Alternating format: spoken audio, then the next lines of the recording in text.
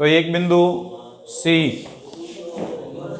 कोई भी हमारे पास अंतराल ए से बी में विद्यमान होने पर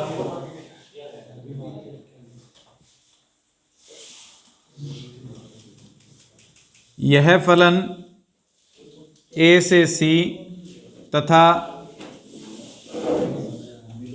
सी से बी में भी आर समाकलनीय होता है। अर्थात अगर ए से B F X D X जो है वो ए से C F X D X plus C से B F X D X के बराबर होगा, ये हमने सिद्ध किया था, ये हमने प्रूफ किया था। हमने इसमें इस प्रकार से विभाजित किया था कि एक पार्टीशन P डैश जो P1 यूनियन P2 के बराबर था और उसके लिए हमने UF P dash minus LF P dash का मान जो था लेस देन एप्सिलॉन लेके चले थे। उसके बाद में P डैश का मान रखा था P1 यूनियन P2, जहाँ P1 जो था वो पार्टीशन A से C और P2 जो था वो पार्टीशन C से B के बीच में हमारे पास कोई भी एक विभाजन को व्यक्त करता है, पार्टीशन को डिफाइन करता है। इस पार्टीशन के लिए हमने इस पार्ट को कुछ इस प्रकार से सॉल्व किया था, P1 यूनियन P2 लेके चले थे, इस पार्ट को लिखा था हमने और इसको सॉल्व किया था, जो बना था UF P1 minus LF P1 plus UF P2 minus LF P2। और हमने ये प्रूव किया था कि ये एप्सिलॉन से स्मॉलर है। ये वैल्यू एप्सिलॉन से स्मॉलर तभी हो सकती है क्योंकि ये भी एक पॉजिटिव वैल्यू है, ये भी एक पॉजिटिव वैल्यू है और दो पॉजिटिव वैल्यू का जोड़ जो है वो एप्सिलॉन से छोटा तभी हो सकता है जब ये भी एप्सिलॉन से छोटा हो और ये भी एप्सिलॉन से छोटा मान हो कोई भी। अगर ये दोनों एप्सिलॉन से छोटे होंगे तो इसका मतलब ए से सी के मध्य और सी से बी के मध्य ये आर समाकलनीय होगा। और अगर आर समाकलनीय है तो आर समाकलनीयता के बाद में हमने ये भी प्रूफ कर दिया था कि ए से B F X D X है, उसको ए से C F X D X plus C से B F X D X के रूप में लिख सकते हैं। ये हम पहले प्रूफ कर चुके हैं जो प्रीवियस थ्योरम हमने की थी। अब इसका जस्ट ऑपोजिट पार्ट करेंगे, विलोम। अब की बार हमें यह दिया हुआ है कि दिया गया फलन जो है वो अंतराल ए से सी में तथा f जो है वो c से b में r समाकलनीय है, रीमान इंटीग्रेबल है। ये हमें कंडीशन दी हुई है। हम मान के चलते हैं कि P1 जो है वो पार्टीशन है a से c के मध्य और P2 जो है वो पार्टीशन है हमारे पास c से b के मध्य, कोई भी दो विभाजन को व्यक्त करता है। हमें ये दिया हुआ है कि ये आर समाकलनीय है, इसका मतलब UF P1 minus LF P1 का जो मान होगा वो लेस देन होगा एप्सिलॉन बाई 2 मान लेते हैं। और कुछ इसी प्रकार से UF P2 minus LF P2 का जो मान होगा वो भी स्मॉलर देन होगा एप्सिलॉन बाई 2 से। ये हम लेट करके चलते हैं। हमें प्रूफ करना है इसके अंदर कि दिया गया जो फलन है वो ए से बी में भी आर समाकलनीय होगा। अर्थात जस्ट रिवर्स हो गया कि ए से सी में इंटीग्रेबल है, सी से बी में इंटीग्रेबल है, तो ए से बी में भी इंटीग्रेबल होगा। ये हमें प्रूफ करना है। इसमें इसको प्रूफ करने के लिए एक पी कोई भी विभाजन लेके चलते हैं, पार्टीशन लेके चलते हैं ए से बी में, जहां पी जो है वो P1 यूनियन P2 को व्यक्त करता है। यानी जो ए से सी का विभाजन था वो पार्टीशन वो और सी से बी में जो पार्टीशन था वो उन दोनों का यूनियन हमारे पास जो है वो दोनों पार्टीशन किस में विद्यमान है, पी के अंदर विद्यमान है। ये हम लेट करके चलते हैं। अगर इसमें विद्यमान है तो जस्ट ऑपोजिट पार्ट करेंगे जो हमने पहले प्रूफ किया था उसका, P1 यूनियन P2 लेके चलेंगे minus L of F P1 union P2। इन दोनों को ये कंडीशन जोड़ देते हैं, इन दोनों को जोड़ देते हैं हम। अगर इन दोनों को जोड़ेंगे तो ये बन जाएगा UF P1 plus UF P2 फिर minus LF P1 minus LF P2 less than होगा एप्सिलॉन से। एप्सिलॉन बाई 2 में एप्सिलॉन बाई 2 ऐड करेंगे तो ये जो दोनों कंडीशंस हैं उसको इकट्ठा करके हम लिख सकते हैं P1 union P2 minus L of F P1 union P2 के रूप में लिखा जा सकता है, लेस देन एप्सिलॉन। ये जो वैल्यू थी वो P1 union P2 P partition को विभाजित कर रहा है या परिभाषित कर रहा है, P पार्टीशन लिखा जा सकता है। और अगर UFP माइनस LFP एप्सिलॉन से स्मॉलर है तो इसका मतलब फंक्शन जो है वो अंतराल A से B में R इंटीग्रेबल है। और अगर R इंटीग्रेबल है तो वही सेम कंडीशन की A से C fx dx plus C से B fx dx को हम इक्वल लिख सकते हैं A to B fx dx के। इसको अगर प्रूव करना चाहें तो हम डायरेक्ट कर सकते हैं, UFP1 और UFP2 का योग लेके चलेंगे तो UFP के योग के बराबर आएगा, इन्फिमम वैल्यू लेंगे तो इन दोनों के सम के इक्वल आ जाएगा, जो कि हमने कल कंडीशन की थी, जस्ट उसका रिवर्स पार्ट हो जाएगा। लास्ट में हमने प्रूफ किया था इसको भी, उसका जस्ट रिवर्स पार्ट करना होगा। अर्थात हम यहाँ पे ये लेके चलेंगे UFP1 प्लस UFP2, ये बराबर होगा UFP1 यूनियन P2 के, जिसको हम UFP लिख सकते हैं, और infimum of UFP1 plus infimum of UFP2, ये इक्वल होगा इन्फिमम ऑफ UFP के, अर्थात A to C fx dx plus C to B fx dx equal होगा A to B fx dx के, जो हमें प्रूफ करना था।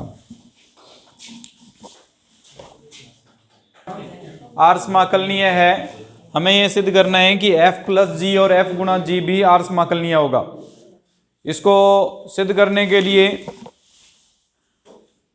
सबसे पहले हम मान के चलते हैं, माना एक पार्टीशन P जो अंतराल A से B में विभाजित है, इसके अंदर फंक्शन जो है वो R समाकलनीय है। इसका मतलब ये हो गया कि UFP minus LFP smaller than होगा एप्सिलॉन बाई 2 से। कुछ इसी प्रकार से G भी R समाकलनीय है, तो इस पार्टीशन में UGP माइनस LGP का मान भी हमारे पास स्मॉलर देन होगा एप्सिलॉन बाई 2 से। हमें F प्लस G को R समाकलनीय सिद्ध करना है, ये हमें सिद्ध करने हैं दोनों पार्ट, जिसमें से सबसे पहले हम F प्लस G को लेके चल रहे हैं। तो पहले UF plus G comma P minus LF plus G comma P को लेके चलेंगे। अगर ये भी एप्सिलॉन से स्मॉलर आ जाता है तो R समाकलनीय होगा, वरना ये R समाकलनीय नहीं है। इसको प्रूफ करने के लिए हम इसको लिख सकते हैं UF comma P plus UG comma P minus LF comma P plus LG comma P के रूप में। अलग अलग करेंगे तो ये कंडीशन बन जाएगी UF comma P minus LF comma P plus UG comma P minus LG comma P के रूप में।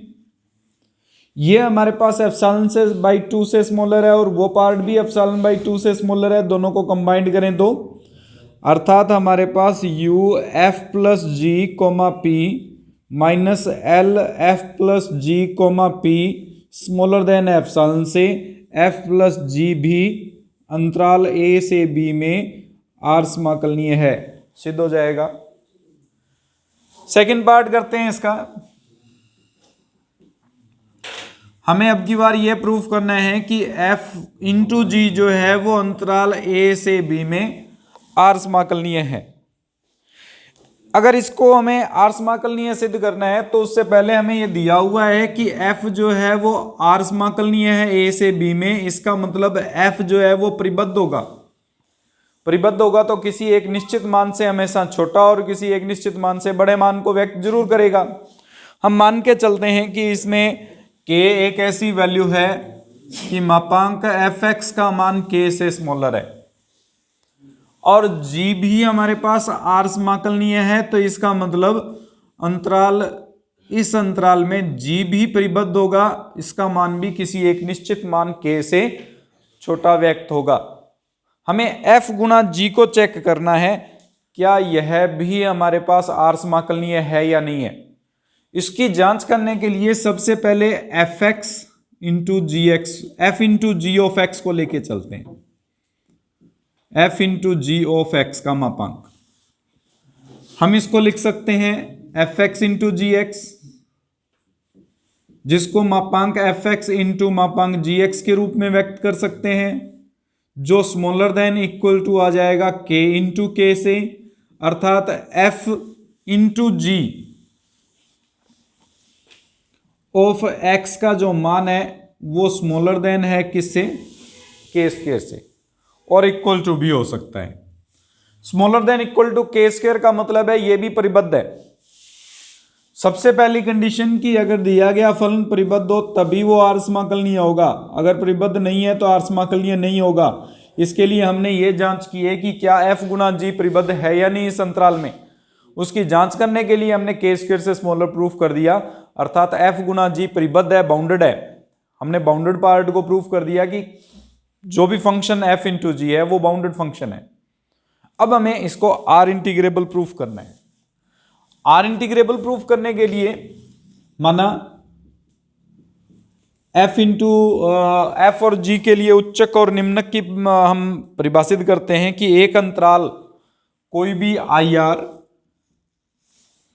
जो कि एक्स आर माइनस एक कोमा एक्स आर से व्यक्त होता है में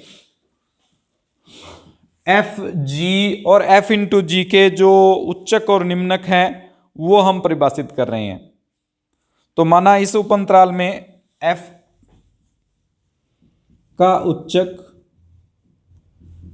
कैपिटल M डैश, g का उच्चक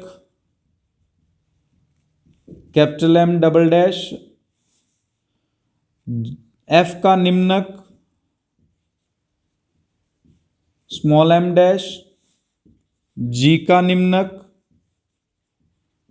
स्मॉल m डबल डैश तथा f इंटू जी